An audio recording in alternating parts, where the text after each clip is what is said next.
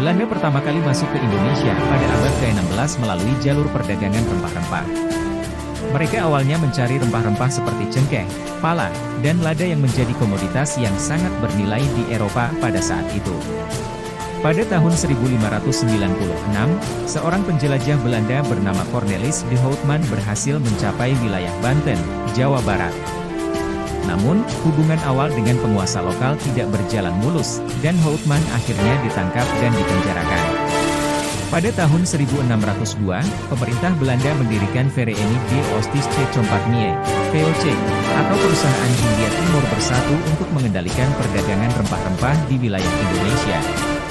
VOC berhasil mendirikan pos perdagangan di berbagai wilayah di Indonesia, seperti di Batavia, kini Jakarta, Ambon, Banda, dan Maluku. Selama abad ke-17, VOC secara bertahap menguasai perdagangan rempah-rempah di wilayah Indonesia. Mereka juga melakukan penjajahan militer untuk menguasai sumber daya alam, menguasai strategi wilayah, dan mengenakan pajak berat terhadap penduduk pribumi. Pada abad ke-18, VOC mulai mengalami kebangkrutan dan pada tahun 1799, perusahaan ini dibubarkan oleh pemerintah Belanda. Penguasaan wilayah Indonesia kemudian dilanjutkan oleh pemerintah Belanda yang langsung, dan kolonialisme Belanda di Indonesia berlangsung hingga abad ke-20.